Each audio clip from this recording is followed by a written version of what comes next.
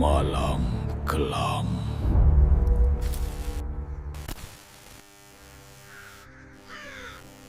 Hari itu cuaca cerah, langit biru bersih tanpa awan tebal, seolah Gunung Sumbing sedang dalam suasana hati yang baik. 5 orang sahabat Arga, Dimas, Reza, Bayu, dan Wira akhirnya benar-benar berdiri di basecamp pendakian setelah rencana yang berkali-kali cuma jadi obrolan kosong. Dari dulu mereka sering ngomongin naik gunung bareng, tapi selalu ada aja alasannya, kerjaan, duit belum cukup, atau sekadar males. Sampai akhirnya, di hari itu, semuanya cocok. Jadwal kosong, perizinan beres, dan semangat lagi tinggi-tingginya. Arga, yang bisa dibilang paling dewasa di antara mereka, sibuk ngecek ulang logistik. Dia pastiin air cukup, kompor aman, dan jalur yang bakal mereka lewatin sesuai rencana. Dimas dan Bayu bantuin sambil bercanda ringan, sesekali foto-foto buat stok Instagram. Reza lebih banyak diam, memperhatikan sekitar, matanya sering menyapu hutan di kejauhan. Sedangkan Wira, seperti biasa, jadi pusat suara. Tawanya keras, komentarnya seenaknya, dan mulutnya nyaris nggak pernah berhenti ngomong. Fiksi ini, naik gunung rame-rame gini tuh vibe-nya beda, kata Wira sambil narik ransel ke pundak. Siapa tahu dapat pengalaman spiritual, ketemu penunggu cantik gitu. Arga langsung nengok, alisnya naik. Wir, dari tadi gue udah mau ngomong, jaga omongan lo. Kita naik gunung, bukan nongkrong di warkop. Wira cuma nyengir, matanya malah kelihatan makin jahil. Santai aja kali, gak? Hidup jangan tegang. Lagian, yang beginian kan cuma cerita-cerita doang. Reza yang dengar cuma geleng pelan. Ada perasaan gak enak yang gak bisa dia jelasin. Bukan karena takut sama cerita horor atau mitos, tapi lebih ke suasana. Dari dulu dia selalu percaya, gunung itu punya aturannya sendiri, dan manusia cuma numpang lewat.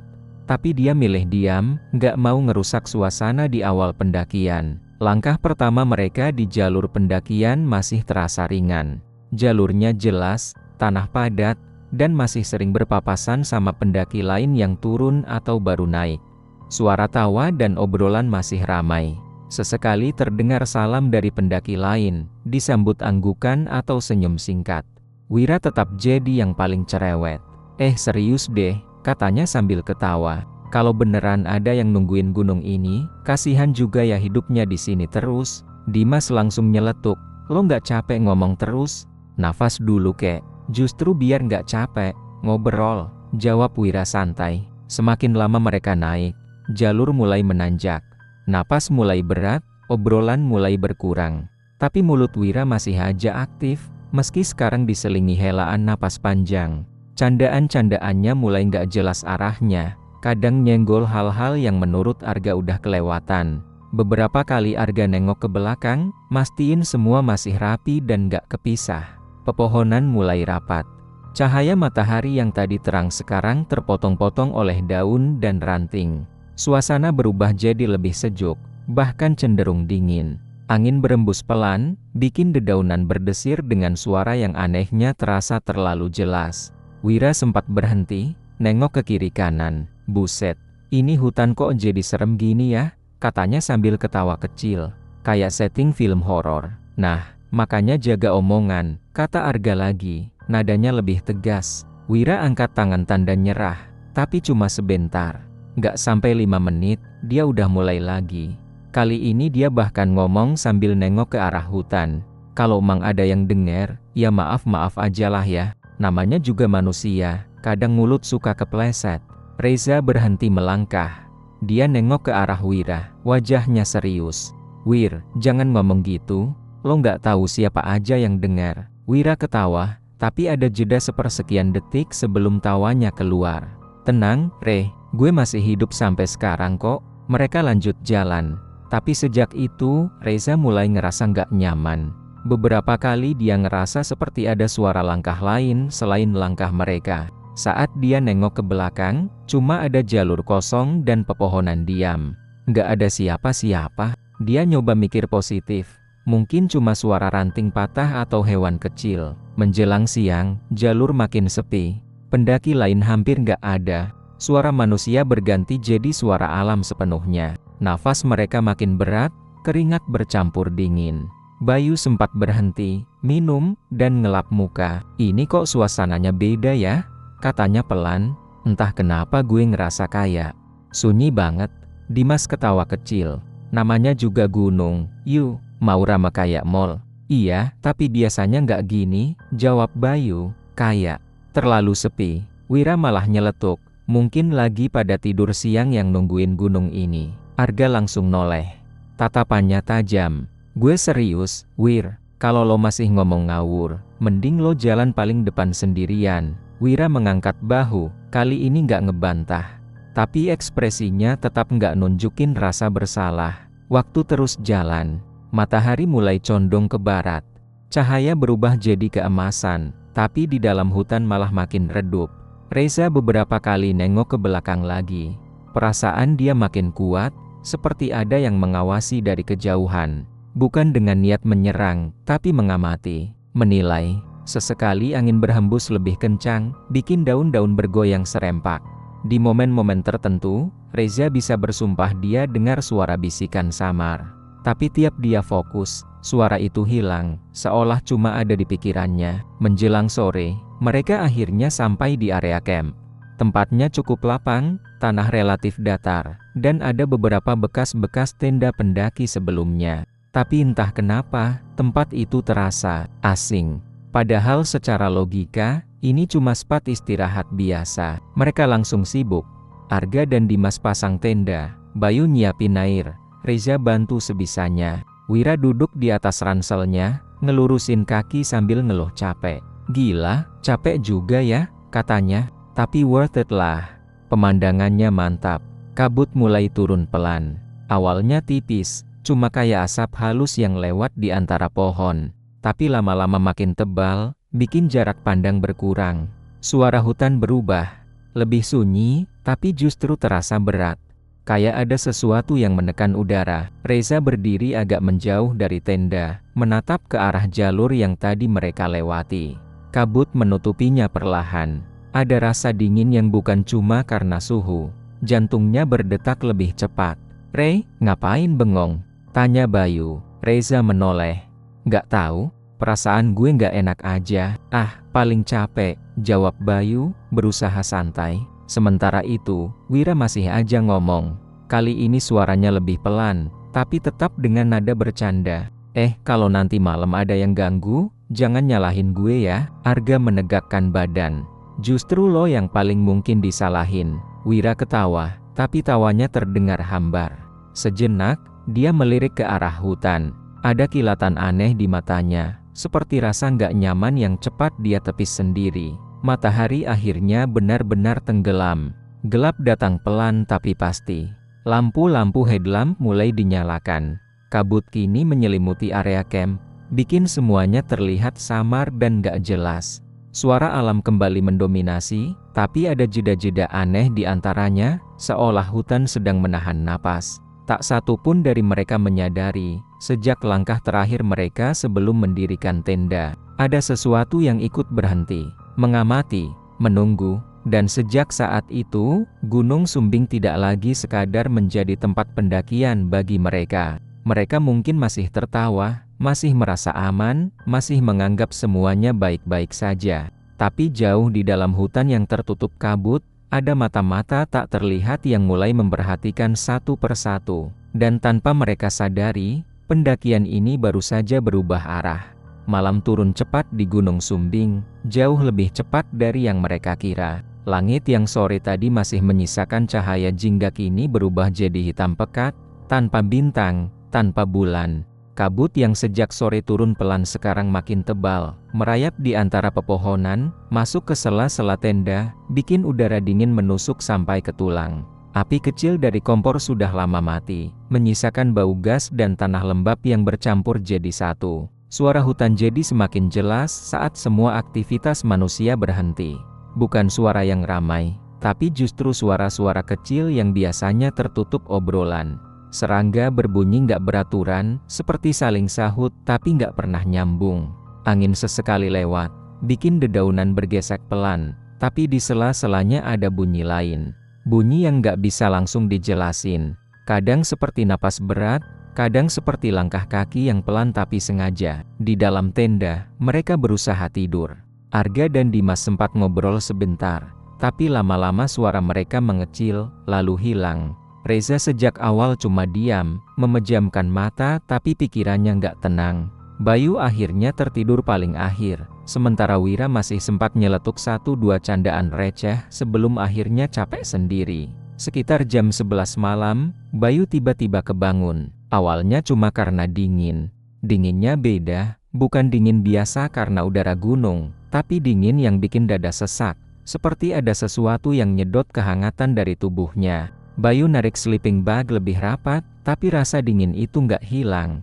Justru makin kerasa. Saat itulah telinganya nangkep suara aneh dari luar tenda. Bukan suara angin, bukan juga suara langkah hewan. Suara itu terdengar seperti kain tebal yang diseret di atas tanah. Gesekannya pelan, teratur, tapi jelas. Seperti seseorang yang berjalan tanpa mengangkat kaki. Bayu langsung melek sepenuhnya. Jantungnya berdetak cepat. Nafasnya refleks ditahan. Dia nggak berani gerak, cuma memiringkan kepala sedikit, matanya menatap ke arah dinding tenda. Suara itu makin dekat. Gesek, gesek, gesek. Bayu menelan ludah.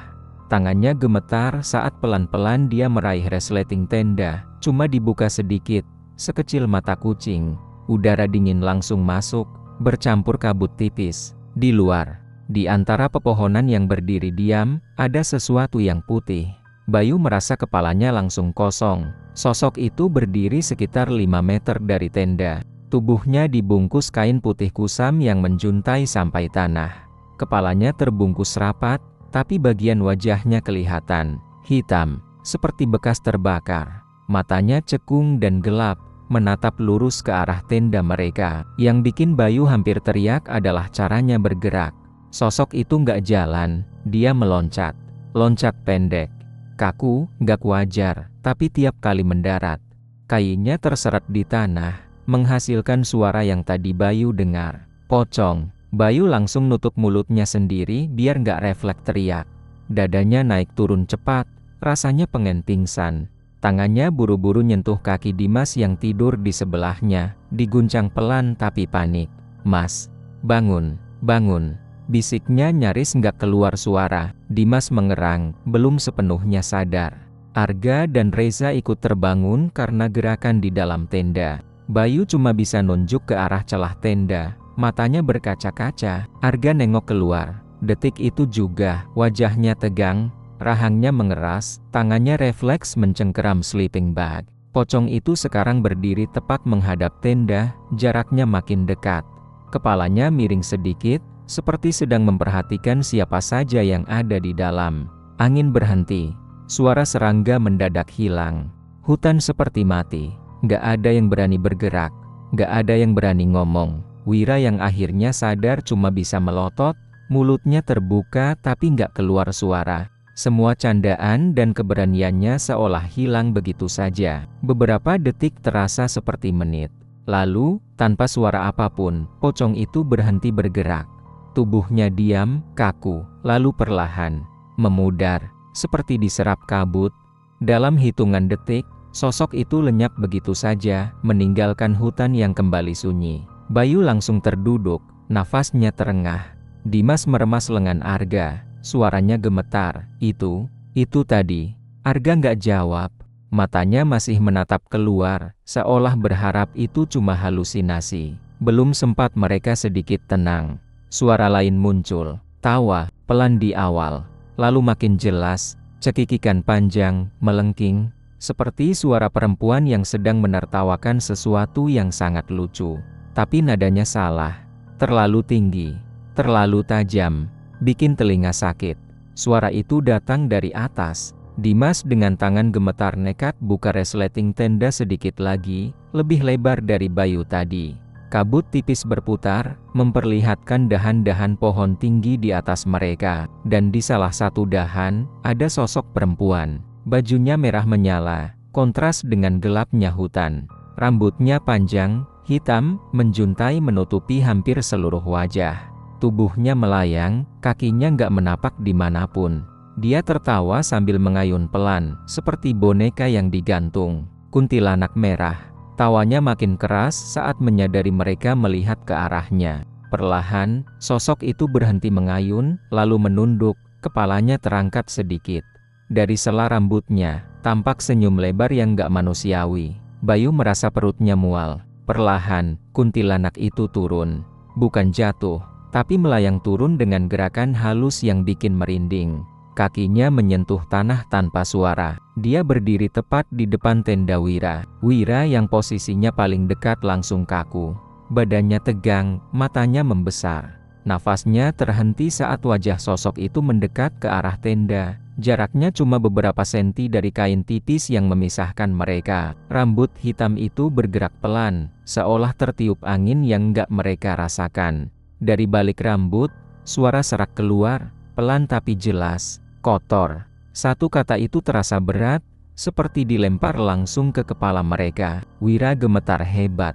Wajahnya pucat pasi, bibirnya bergetar, tapi nggak ada kata yang keluar. Semua candaan jorok yang tadi siang dia lontarkan seolah terulang di kepalanya sendiri. Kuntilanak itu tertawa lagi.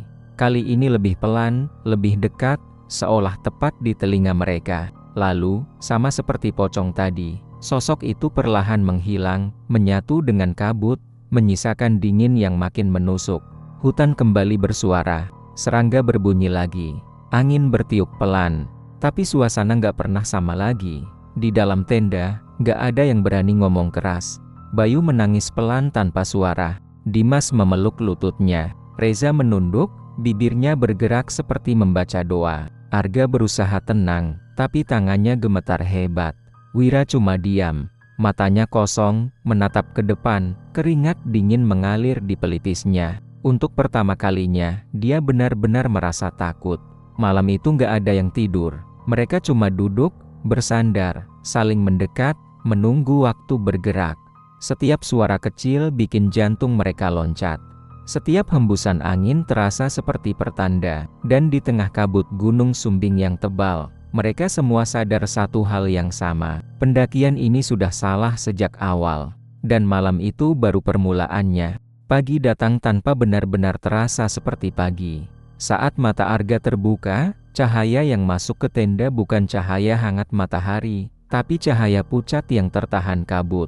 Udara masih dingin, bahkan lebih dingin dari malam sebelumnya. Tubuhnya pegal karena semalaman hampir tidak tidur, hanya duduk bersandar sambil menunggu rasa takut itu mereda. Tapi rasa itu tidak pernah benar-benar pergi. Di luar tenda, hutan masih diselimuti kabut tebal. Pepohonan tinggi terlihat seperti bayangan samar, ujung-ujungnya menghilang di putih abu-abu. Tidak ada suara burung pagi.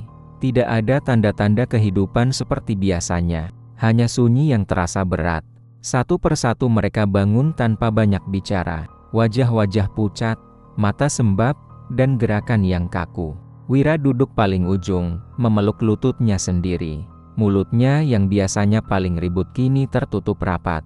Tatapannya kosong, sesekali melirik ke arah hutan dengan cepat, lalu menunduk lagi. Gimana? Bayu akhirnya buka suara, pelan, seolah takut didengar sesuatu. Lanjut naik atau langsung turun? Arga menghela napas panjang. Kalau langsung turun, jalurnya panjang. Kita udah setengah jalan. Mending lanjut dikit, habis itu turun. Reza mengangguk pelan. Iya, yang penting jangan kemalaman lagi. Tak ada yang membantah. Bahkan Wira pun cuma mengangguk kecil. Dalam kondisi seperti itu, mereka cuma pengen satu hal, cepat selesai, cepat turun, dan meninggalkan gunung ini. Mereka beres-beres tenda dengan cepat, nyaris tanpa obrolan. Biasanya momen pagi di gunung diisi canda atau keluhan capek, tapi kali ini berbeda. Setiap gerakan terasa terburu-buru, seolah ada dorongan tak terlihat yang menyuruh mereka pergi. Saat mulai melangkah lagi, Arga langsung merasa ada yang aneh.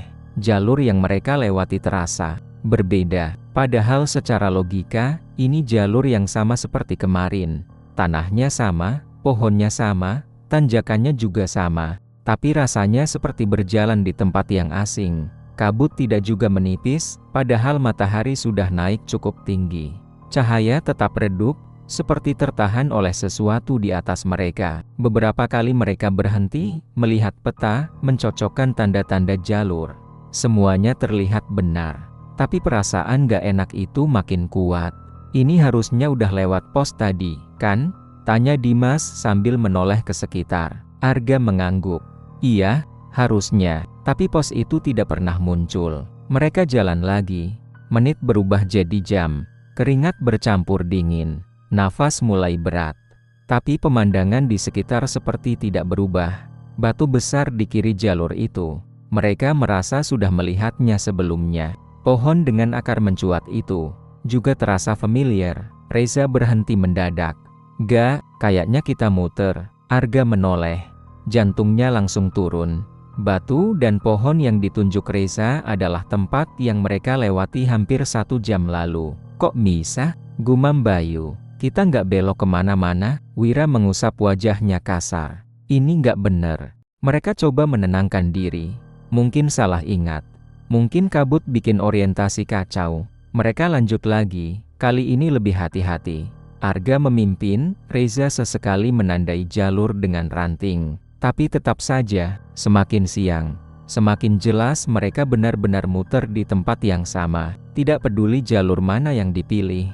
Ujungnya selalu kembali ke titik yang mirip. Seolah-olah gunung itu melipat ruang, memaksa mereka berjalan dalam lingkaran tak terlihat. Wira mulai kelihatan gelisah. Nafasnya pendek-pendek. Tangannya sering mengepal tanpa sadar. Gue nggak kuat, katanya pelan. Kayak ada yang mainin kita. Tak ada yang langsung menjawab. Karena jauh di dalam hati, mereka semua merasakan hal yang sama. Menjelang sore, matahari kembali condong. Kabut bukannya berkurang, malah makin tebal.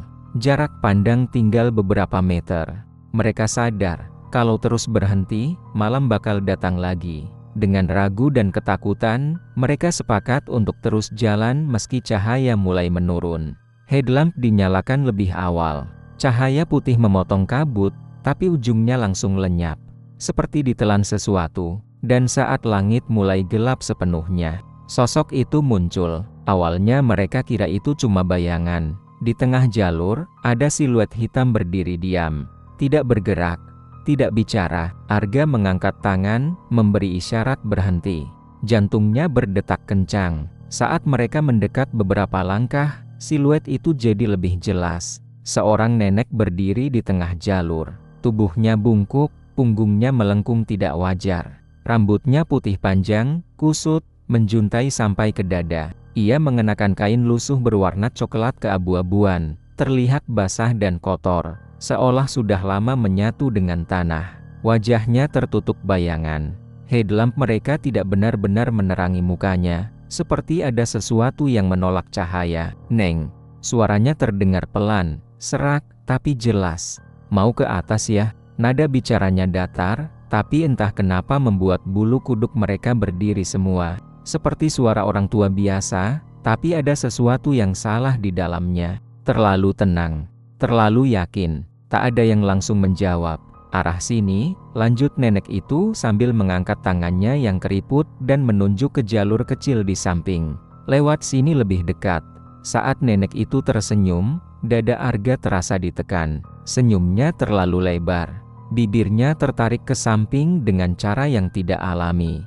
Giginya hitam-hitam, beberapa tampak runcing. Matanya akhirnya terlihat kosong, tanpa kilau. Tapi rasanya seperti menatap langsung ke pikiran mereka. Bayu refleks mundur selangkah. Dimas menelan ludah. Reza memejamkan mata sejenak, seperti berusaha menenangkan diri. Wira berdiri kaku. Pandangannya terpaku ke nenek itu, wajahnya pucat. Dia ingin bicara, tapi lidahnya terasa berat. Karena bingung, capek, dan ketakutan, Arga akhirnya mengangguk pelan. Iya, Nek. Nenek itu berbalik tanpa kata lain, berjalan pelan menyusuri jalur yang dia tunjuk. Langkahnya nyaris tidak bersuara. Mereka saling pandang, ragu, tapi tetap mengikutinya. Jalur itu sempit, jarang dilewati. Tanahnya lebih lembab. Pepohonan makin rapat. Kabut terasa lebih dingin. Awalnya semua terlihat normal. Tapi lama-lama, rasa aneh itu kembali muncul. Waktu seperti berjalan terlalu cepat. tapi juga terlalu lambat. Nafas mereka makin berat, tapi jarak seperti tidak berkurang. Tiba-tiba, nenek itu menghilang. 1 detik dia ada di depan mereka, detik berikutnya jalur kosong. Arga berhenti. "Nek," tak ada jawaban. Dan saat mereka menoleh ke sekitar, jantung mereka hampir berhenti. Mereka kembali berada di tempat yang sama. Batu besar itu, pohon dengan akar mencuat itu, jalur yang sama seperti sebelumnya. Ini nggak mungkin, Bayu berbisik. Belum sempat mereka bergerak, terdengar suara pelan dari balik pohon. "Neng." Nenek itu berdiri di sana, setengah tersembunyi di balik batang pohon. Tersenyum, matanya menatap langsung ke arah Wira. "Belum nyampe," katanya pelan. "Ayo, lewat sini lagi." Wira mulai gemetar. Keringat dingin mengalir di pelipisnya. Bibirnya bergetar tanpa suara. Mereka mencoba jalur lain, menghindar, tidak mengikuti nenek itu. Tapi setiap kali mereka merasa sudah menjauh, nenek itu muncul lagi. Kadang berdiri di ujung jalur, membelakangi mereka. Kadang duduk di atas batu, tersenyum sambil menggerakkan kepala pelan. Kadang cuma suaranya yang terdengar dari balik kabut. Dan semakin sering dia muncul, posisinya semakin dekat dengan Wira. Sekali, nenek itu muncul tepat di belakang Wira tanpa suara. Bayu yang melihat lebih dulu langsung teriak tertahan. Wira menoleh perlahan, dan nenek itu sudah sangat dekat, wajahnya hanya beberapa senti dari wajah Wira. Dengan suara lirih, seperti bisikan angin, nenek itu berkata, "Belum sopan." Wira langsung jatuh terduduk. Tangannya gemetar hebat. Dadanya naik turun cepat. Air matanya keluar tanpa dia sadari. Maaf," katanya terbata. "Saya salah. Saya nggak sopan." Kata-kata itu keluar begitu saja, tanpa dia rencanakan. Seolah ada yang mendorongnya dari dalam. Nenek itu tersenyum lebih lebar, lalu perlahan mundur, menyatu dengan kabut, dan menghilang lagi. Reza memegang bahu Wira. "Wir, fokus, tarik napas." Tapi Wira sudah bukan Wira yang sama. Tatapannya kosong, ketakutannya mentah dan nyata. Dan di saat itulah mereka semua sadar, yang mereka hadapi bukan sekadar tersesat di jalur. Mereka sedang diuji, dan gunung ini belum selesai dengan mereka. Menjelang subuh, perubahan itu terjadi tanpa tanda apapun. Kabut yang sejak semalaman terasa berat perlahan menipis, seperti ditarik mundur oleh tangan tak terlihat. Udara masih dingin, tapi tidak lagi menusuk seperti sebelumnya. Jalur yang tadi terasa berputar-putar dan menyesatkan, tiba-tiba kembali terasa masuk akal. Pohon-pohon yang sebelumnya tampak sama kini mulai menunjukkan perbedaan. Batu besar yang jadi penanda tidak lagi muncul berulang-ulang. Nenek itu menghilang, tidak ada suara, tidak ada bayangan, tidak ada tanda dia pernah ada. Seolah semua teror malam itu cuma mimpi buruk bersama. Arga berhenti melangkah, menoleh ke belakang, memastikan sekali lagi. Jalur kosong, hanya kabut tipis dan tanah basah. Reza menjatuhkan diri duduk, nafasnya terengah, wajahnya pucat seperti orang baru sembuh dari sakit berat. Bayu menutup wajah dengan kedua tangan, bahunya naik turun menahan tangis. Dimas bersandar ke pohon, matanya kosong, seperti masih mencoba mencerna apa yang baru saja mereka alami. Wira, diam. Dia berdiri agak terpisah, tubuhnya kaku. Matanya menatap jalur di depan, tapi jelas pikirannya tidak ada di sana. Tangannya gemetar halus, seperti orang kedinginan meski jaketnya tertutup rapat. "Wir," panggil Arga pelan. Wira menoleh lambat. Matanya merah, tapi tidak fokus. Udah nggak ada ya?" Suaranya serak, hampir seperti bisikan. Arga mengangguk. "Udah, kita bisa turun." Mereka tidak membuang waktu. Tidak ada yang ingin berlama-lama lagi. Langkah mereka cepat, nyaris tergesa, meski tubuh lelah luar biasa. Tidak ada lagi niat menikmati pemandangan. Tidak ada obrolan. Yang ada cuma keinginan kuat untuk segera sampai bawah. Anehnya, jalur turun terasa jauh lebih mudah. Tidak ada belokan aneh, tidak ada perasaan diawasi. Matahari akhirnya benar-benar muncul. Sinarnya menembus sela pepohonan, menciptakan bayangan panjang di tanah. Tapi meski cahaya kembali, rasa aman tidak ikut datang. Saat akhirnya mereka tiba di base camp, kaki mereka gemetar bukan karena capek, tapi karena mental yang sudah terkuras habis. Begitu melihat bangunan kecil dan beberapa pendaki lain, Bayu langsung duduk di tanah, nafasnya terputus-putus. Dimas meminum air hampir setengah botol tanpa berhenti. Reza hanya berdiri, menatap ke arah gunung dengan ekspresi campur aduk antara lega dan trauma. Tak satu pun dari mereka membicarakan kejadian di atas gunung saat itu.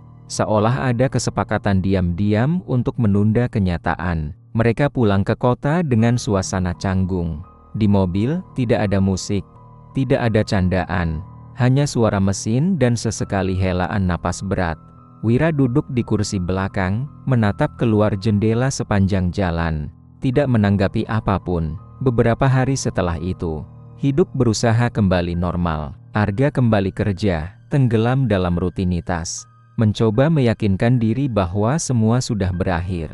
Dimas dan Bayu mulai bisa bercanda lagi, meski sesekali obrolan mereka terhenti mendadak saat mengingat sesuatu. Reza lebih sering menyendiri, banyak melamun, tapi setidaknya masih bisa tidur. Semua tampak perlahan membaik. Kecuali Wira, hari pertama setelah pulang, Wira masih terlihat biasa saja, meski lebih pendiam. Tapi malamnya, dia terbangun dengan keringat dingin. Jantungnya berdegup kencang, dadanya sesak, dan napasnya pendek-pendek. Dia merasa seperti ada yang berdiri di dekat tempat tidurnya. Saat dia membuka mata dan menoleh ke arah lemari, dia melihatnya, di pantulan kaca lemari, berdiri sosok nenek itu. Rambut putih panjang, tubuh bungkuk, senyum yang terlalu lebar. Wira langsung menjerit dan bangkit dari tempat tidur. Saat lampu dinyalakan, pantulan itu menghilang. Kamar kembali kosong, tapi bau tanah basah masih tercium samar. Wira tidak tidur lagi malam itu. Hari berikutnya, saat dia sedang minum di dapur, dia melihat bayangan di sudut matanya. Refleks menoleh.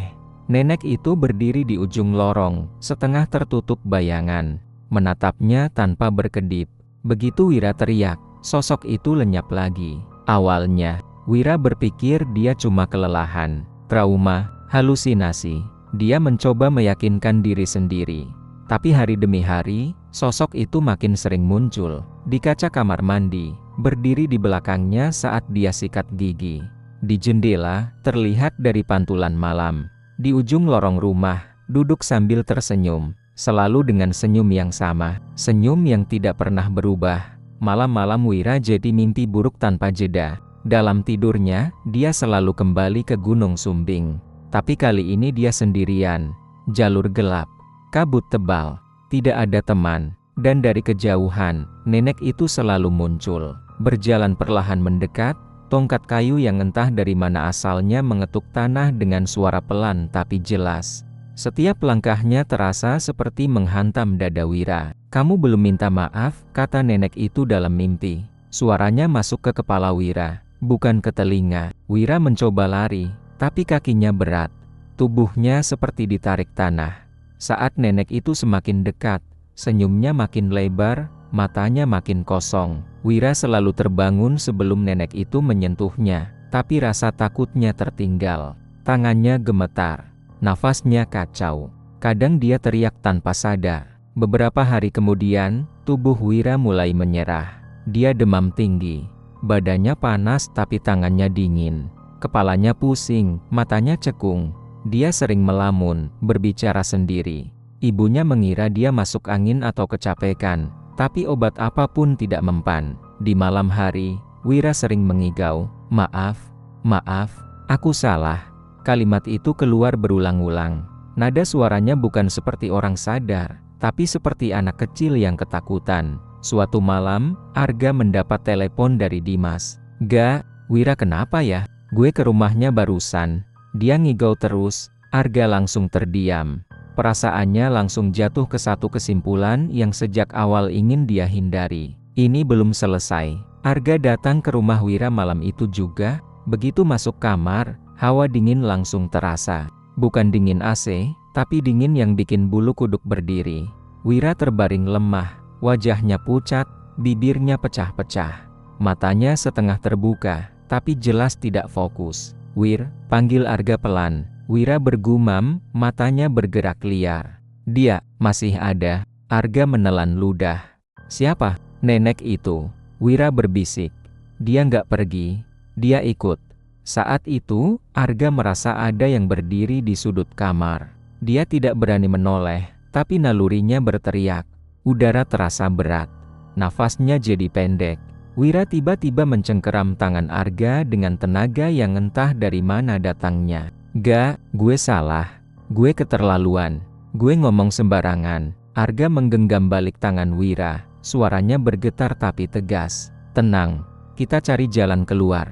Di dalam hati, Arga tahu satu hal dengan sangat jelas. Gunung itu tidak pernah benar-benar mereka tinggalkan. Dan selama Wira belum melakukan apa yang diminta, nenek itu tidak akan berhenti. Cerita ini belum berakhir. Keputusan itu akhirnya diambil setelah malam yang panjang dan melelahkan. Arga duduk di ruang tamu rumah Wira bersama Dimas, Bayu, dan Reza. Wajah mereka semua tegang, lelah bukan cuma secara fisik, tapi juga batin. Di kamar, Wira masih terbaring lemah, demamnya naik turun, napasnya pendek-pendek, dan sesekali mengigau dengan kata-kata yang sama. Setiap kali dia menyebut maaf, suasana rumah terasa makin dingin, seolah ada sesuatu yang ikut mendengarkan. Kita nggak bisa riem aja, kata Arga akhirnya, memecah keheningan. Ini jelas bukan sakit biasa. Reza mengangguk pelan. Sejak awal gue udah ngerasa, yang di gunung itu, belum selesai. Bayu mengusap wajahnya, suaranya gemetar. Lo yakin harus balik ke sana? Arga menatap ke arah kamar Wira. Gue nggak yakin apa-apa, tapi gue yakin satu hal. Kalau kita nggak ngelakuin sesuatu, Wira bisa makin parah. Tak ada yang membantah lagi. Dalam diam, mereka semua tahu, ini bukan soal berani atau enggak. Ini soal tanggung jawab.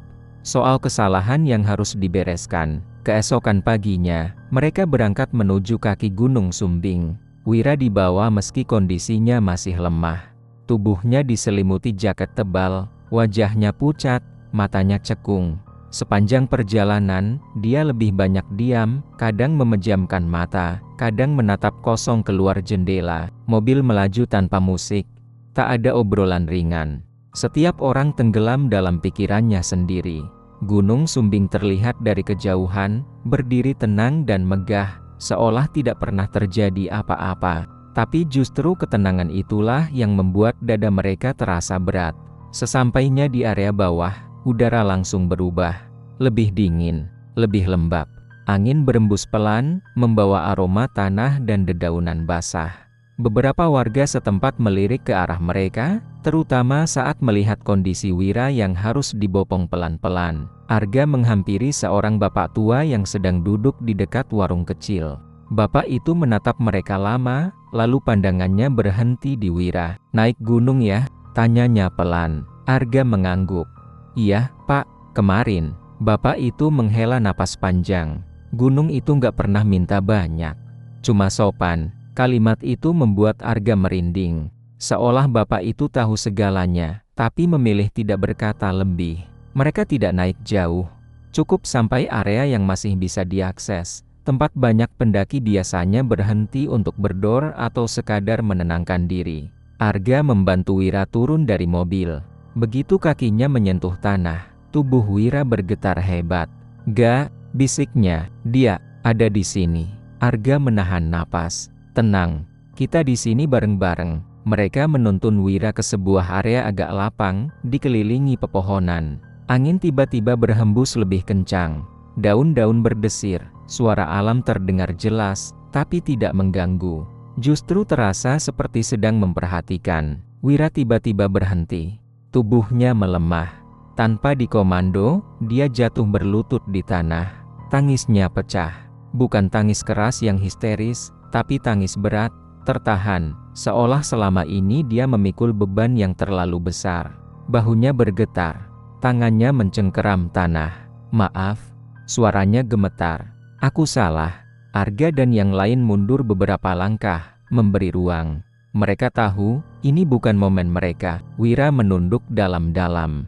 Air matanya jatuh ke tanah. Aku nggak sopan, aku ngomong sembarangan. Aku ngeremehin tempat ini. Ngeremehin yang jaga. Kata-katanya tersendat, tapi terus mengalir. Aku minta maaf.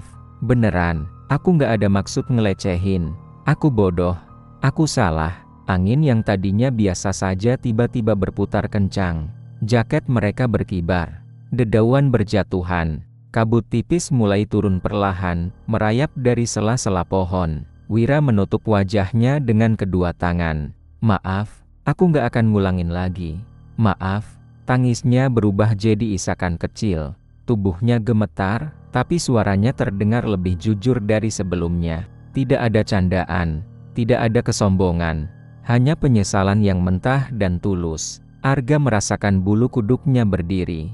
Di antara kabut yang mulai menebal, dia melihatnya. Sosok itu berdiri di kejauhan, di antara dua batang pohon besar. Seorang nenek dengan tubuh bungkuk, rambut putih panjang, kain lusuh yang dikenakannya bergerak pelan tertiup angin. Wajahnya kali ini terlihat jelas. Dia tersenyum, tapi bukan senyum mengerikan seperti sebelumnya. Tidak ada tekanan. Tidak ada niat menakut-nakuti. Senyum itu tenang, puas, seolah yang dia tunggu akhirnya terjadi. Arga menahan napas. Dia tidak berani menunjuk, tidak berani bicara, hanya berdiri kaku, menatap sosok itu. Kabut makin tebal, lalu perlahan, sosok nenek itu memudar, menyatu dengan udara, menghilang tanpa suara. Angin berhenti, hutan kembali tenang. Wira terdiam, tangisnya mereda. Nafasnya perlahan lebih teratur.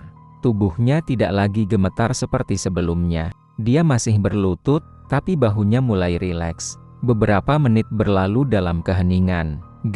Wira akhirnya angkat wajahnya. Matanya merah, tapi tatapannya lebih sadar.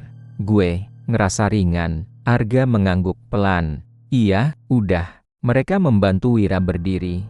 Anehnya, langkahnya terasa lebih kuat dibanding saat datang. Wajahnya masih pucat, tapi tidak lagi kosong. Ada rasa lega yang sulit dijelaskan. Mereka tidak berlama-lama. Setelah itu, mereka turun dan kembali ke mobil.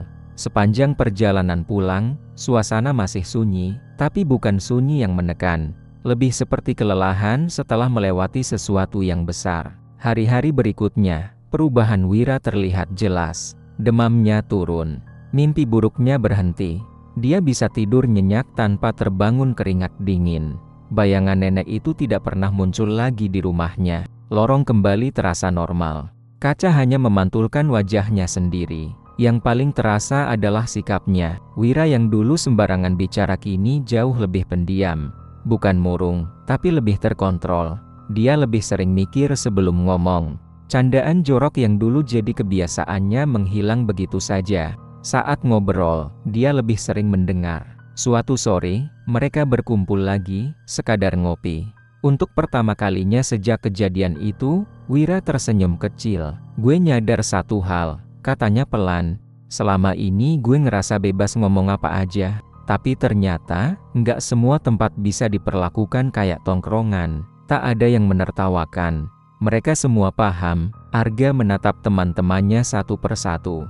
Gunung itu bukan cuma tanah sama pohon. Reza mengangguk.